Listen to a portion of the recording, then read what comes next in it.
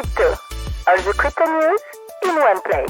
Fidelity's latest analysis on what comes next for crypto. They say the bear market is here and Bitcoin is heading down to $65,000. That's what Fidelity's director of global macro, Jurrien Timmer, thinks. Jurrien Timmer is the director of global macro at Fidelity Investments. He's been with the organization a long time, put out a lot of good research. So this is what he says. While Jurrien is still bullish on Bitcoin in the long term, he believes that Bitcoin is once again following its historical 4-year cycle driven by its halving. So Bitcoin's all-time high of 126K on October 6th was the cycle top in both price and time.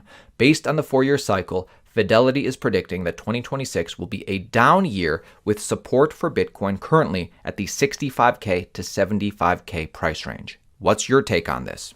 Now, if you look at the overall fundamentals, you can see that China is printing money like crazy. So the global money supply is out of control. Global money supply is now up to a record $45 trillion.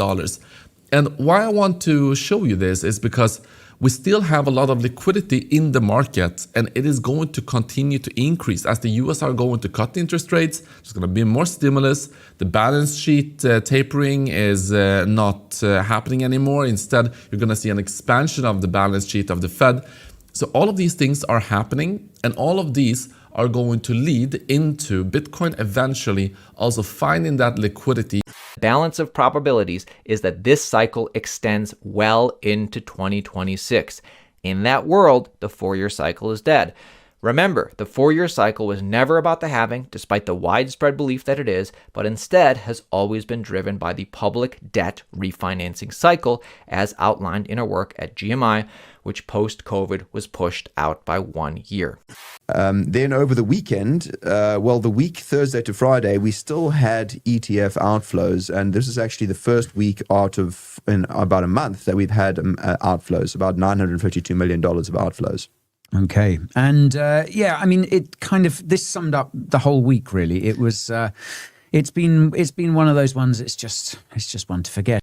You've also got this tax loss harvesting thing. A lot of people have been saying, look, the reason this year has been bad and it's going to continue to be bad up until the end of the year is because whenever there's tax loss harvests, whenever there's losses that Bitcoin's got, people want to harvest those losses. Now, obviously, you need to have a year of losses to be able to harvest anything, because if Bitcoin hasn't lost anything throughout the year, there are no losses to harvest come tax deadline by December 31st.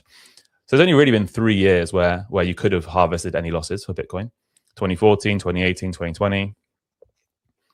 And each time, like, the average return in December has been pretty bad. I've felt this firsthand, and you probably have too. I've had to sell some assets that I would have happily held for much longer time frames. Tokens I thought were good, for example, positions that I knew could have gone higher, but bills don't wait. Right? There was a moment I had tax obligations to settle, and I didn't have the luxury of sitting around and waiting a couple years for prices to go back up. As 2025 moves into its final stretch, the contrast between gold and Bitcoin has become increasingly clear. Gold has spent much of the year grinding higher, recently pushing above the $4,000 level as capital prioritized safety and preservation. Bitcoin, meanwhile, has pulled back from its highs, a divergence that at first glance appears to favor the traditional hedge over the newer, more volatile alternative. But this gap has formed during a period when Bitcoin and gold have been unusually correlated, suggesting both assets are responding to the same underlying macro forces rather than separate narratives. That force is liquidity. Gold has benefited first, absorbing defensive flows as uncertainty and tight financial conditions persisted.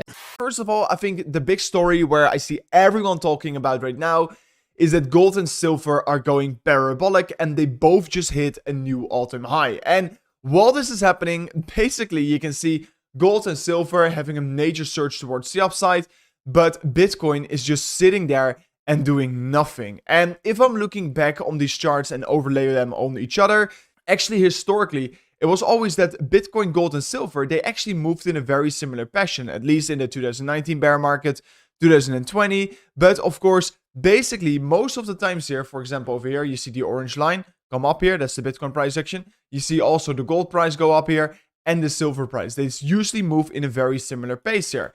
But now clearly it is not happening like that. This crossover moment is not about Bitcoin replacing gold, but about capital shifting from defense to optionality.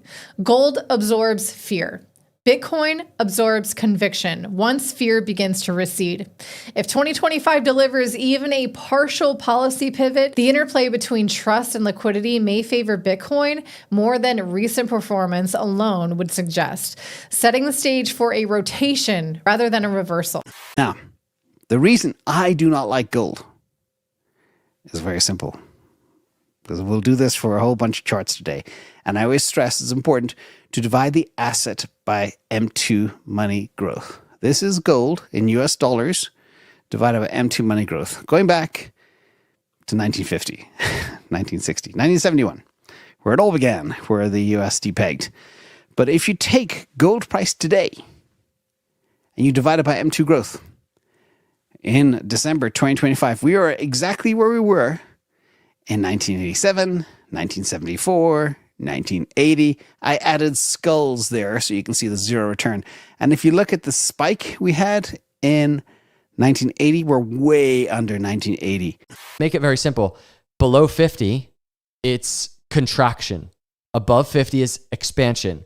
Expansion for crypto has meant bull market. It's so simple.